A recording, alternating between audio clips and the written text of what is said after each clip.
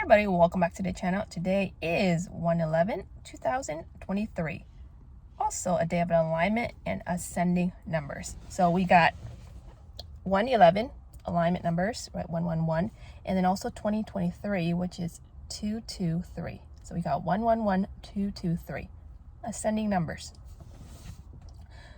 Today, as 111 are alignment numbers, I thought it would be a lot more in flow, a lot easier, but boy, did I get triggered way too many times. So here's the thing with, as we're trying to get to alignment and ascending, look, it's target, some kind of portal, some kind of vortex. It looks like the evil eye, except in red.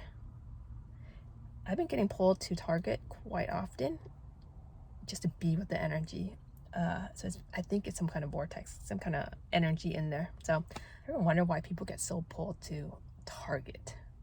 Pretty confident there's something there, the energy of the symbol. All right. Okay, so 1/11, okay? So I thought today would be a lot more ease and flow in alignment. But here's the thing. If you're feeling a lot more anxious, a lot more triggered, a lot more heavy, or you're feeling pain around the body, headaches, there's a lot of crown chakra coming through. If your crown's not open, then headaches, whatever in your body you're feeling pain or aches, energy's coming up. Okay, so it may come up as body symptoms or it may come up through triggers. So if someone is triggering you, if you're getting upset, if you're feeling anxious, if you're feeling angry, you're feeling depressed, these are energies coming up to be released. So to be in alignment, your body has to be this clear vessel for the energy to flow through. Okay, the end goal, I believe, is for us to be a clear vessel to channel through source. And to do that, we're cleansing and purifying not only in this lifetime but past lifetimes and our eternal essence. Okay, so just when you think you're done purging and releasing, you end up hitting a deeper level that you weren't aware of before. Then it's another purging and releasing process. So, but that's the thing. Today is an alignment day, similar to 11/11. I think 11 is more of an alignment number, twin flame number, but 111 is still in alignment numbers. Whatever's still stuck within your chakras that hasn't been released, it's coming up. If you're feeling tension, you're feeling depressed, what are you avoiding? What are you resisting? What are you hiding from? Okay, these are the patterns you want to notice what's happening in your reality. If you're anxious, if you are, if you're feeling eager, if you're feeling down, you're feeling depressed, ask yourself, what am I hiding? What am I avoiding? Or what am I resisting? Because what we resist persists. And it's going to manifest through different people, different events that's happening in our reality. So if someone is triggering you, it's only reflecting what's here that you haven't processed. Remember, it's never about out there. It's always here. When you can be this clear vessel and heal from within, you can be with anything and everyone in every experience. Okay, it's really important for you to get that. When you heal within here, you can be with anyone and anything and any experience. Because what happens in the outside world does not affect you from within. That's really powerful to get. And so for us to be in alignment, all this energy is coming through, one with Moldavite, two ascension solar flares energy. It's going to force open all our chakras that are blocked. So it's getting higher. Before, it was more of like the first few chakras. Now it's getting up to like the throat chakra, the crown chakra, your third eye chakra, like your vision, your purpose and your path, right? If you're not tuned into source, your crown chakra is blocked, then you're going to get a lot of headaches, right? Tensions. Notice wherever in your body it's tight and tense. That's another level of energies coming up to be cleared and released. So whatever you're going through, whatever pattern you're noticing, ask yourself, what am I avoiding? What am I resisting? Or what am I hiding from? So I will leave you with that. Now let's talk about energetically what's happening. As we complete the 2022 energy, another year around the solar cycle, we're approaching this shift in completion of a lunar cycle for Chinese New Year. Okay, so January 22nd is the completion of this lunar cycle. So we're in this transition of an ending and a new beginning. So you may experience some of that already. It's like you're in between, but it's not fully manifested, but you sense it, you feel it, but it's not quite there. Okay, sometimes we shift so fast with Moldavite that we tend to forget our body is trying to catch up. The physical environment is trying to catch up as well. Okay, so it's very important to get grounded and get stable and get ground yourself into and being solid in your knowing and what your body is calling for. So as we are in this mid of this transition, Chinese New Year, this new lunar cycle, there is going to be shift within the home as well. All right, so as the stars move into different alignments, different positions, energy is going to move through the front door of our room and move around the home. So this is what they call flying star in Feng Shui. Different sections of the home hold a different energy. So you have the total loss section, you have the wealth section, you have the health and illness section. There's a fame section, right? So these are different sections divided within the home. So depending on where the home is positioned, what degree, what direction, how the energy enters through the front door, this energy shifts every year. So last year for me, my room was in the total loss area of the home. So last year was a lot of total loss for me, or learning to let go. Yep, letting go of a lot of material desires, letting go of people. It gets easier throughout the years as we're shifting. We notice that those who are no longer matching our frequency is bound to leave. As long as you focus on working on yourself, you're shifting your energy, a new group of people will enter. Okay, so sometimes the best way to shift and ascend is to let go. I think the biggest breakthrough for me last year was being able to let go of my parents. A lot of times we grow up, especially with immigrant parents, we tend to take on the role and the responsibility of translation or taking care of all the paperwork, all this English stuff. And for me growing up, that was one of the responsibility that was all kind of pushed down to me. And so I always had this reoccurring dialogue that they can't do it for themselves, or they're going to get taken advantage of, or something's going to mess up, or they're going to get, I don't know, whatever it is. That fear of this younger version of Tammy at a different state of consciousness was running the show. So last year was all about the sacral chakra, being able to detach from my birth parents. Okay, not saying that I don't love them, I can still be connected to them, but I also am aware that they have their own lessons too. When I get overwhelmed, or when I do everything for them, I'm enabling them, and then the lesson is going to keep repeating through different people and different experience. And it's more wasted energy on me. So be conscious of that, be aware. Like, if you are in that same position, right, especially with Asian parents, I know for at least over here, we tend to, there's always someone in the family that ends up taking a lot of their responsibility on, and you take on their energy, and we make it as our own. Okay, so last year was a year of detachment, letting go, total loss, which it's interesting because last year was a year of like this complete death. I've learned pretty easy to let go of material desires. Anything material either doesn't affect me.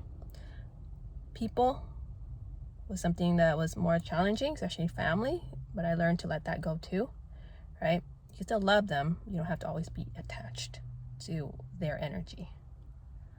And when we heal here, it's a much greater contribution than going out there unhealed and then projecting our trauma onto them and the collective. Okay, so self-healing is actually really, really important the further you go down your transformation, awakening journey. And the further we awaken to this higher state of consciousness. Now, one of the things that was very challenging for me to let go, like I was managing to let go a lot of things, but my Moldavites, that was something that I'm uncovering now. So with the Moldavites, around this year, 4 years ago, I got my first inventory of Moldavite that I brought to Vietnam in Asia for 7 months. Okay, so the 7th month journey unfolded when I went from my first piece of Moldavite, 5 grams, onto about 200 grams of Moldavite from my first inventory. So I had no idea what massive shift that was gonna be. And literally this energy just pulled me to Vietnam, went to all these different sacred sites, stayed in Asia for 7 months. And that was my first set of activated Moldavites. At that point, I didn't even know what activation meant. I just knew I needed to be at Father Budip's tomb, this huge vortex, healing vortex, when I head to Vietnam. Okay, so, but I noticed, right, when I first got this vision of the light goddesses, and a lot of times when we, tune into our purpose, one thing to be conscious, aware of is, 4 years ago, old Tammy could only see so far with my state of consciousness then of how this light goddess would unfold. Throughout the years, I always felt like, oh, there's gonna be this goddess academy, save all the crystals, all the Moldavites, different chakras.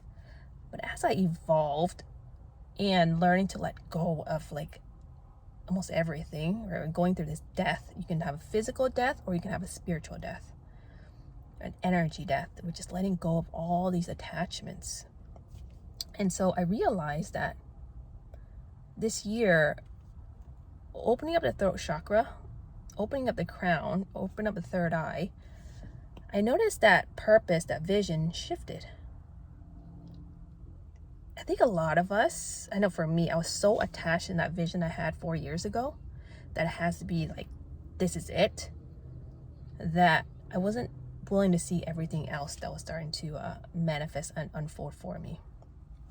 So as I open up the throat chakra, in my third eye, in my crown, I start realizing that, wow, I'm starting to see another vision. It's speaking to the masses, using my throat chakra, doing live healings to large masses rather than doing online courses, right? The vision is similar, but now it's taken on different life. Does that make sense?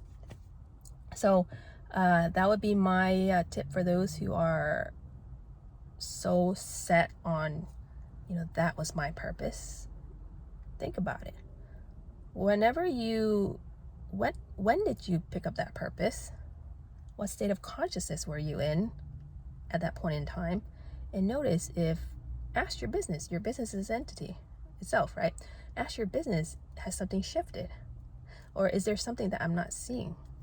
Okay, so that was a new revelations for me. So my business is actually going to a death and rebirth as well. So it's been interesting.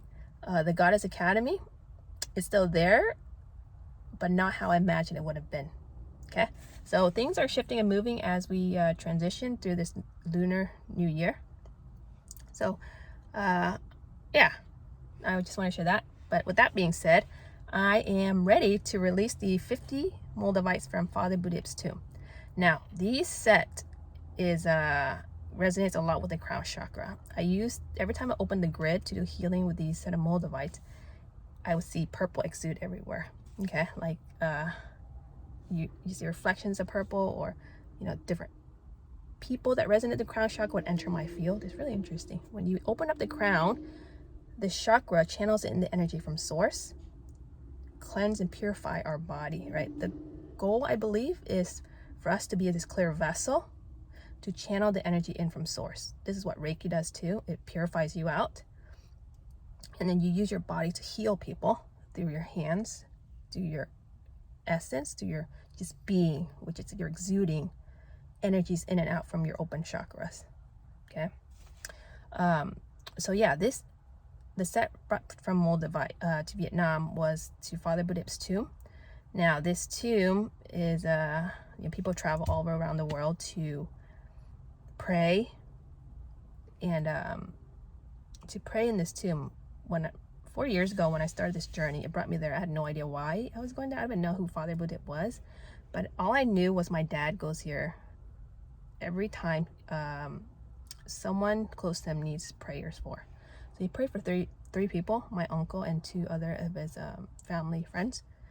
All 3 of them healed, right? They said miracles happen here. So my first year bringing this huge set of Moldavite back, I fasted for 3 days and then prayed individually with each Moldavite. And then, my 2-week trip to Vietnam ended up being a 7-month journey around the entire Vietnam into Thailand, which is where the Moldavites led me. So I went to 2 mountain peaks, Phan Mountain and then also Black Virgin Mountain. But these are energies from like the peak of the mountains. So you're talking about crown chakra energy as well. So whatever is anchored in through these Moldavites, I believe it's a very crown chakra energy. It's a very healing energy. So I say those who are getting called for it may resonate with those who are seeking healing. When we open up the crown, the healing energy may start entering and purifying us. Okay. But if you feel called to one of these, I have 50. It's 4 years of me fully harnessing the energy of this energy.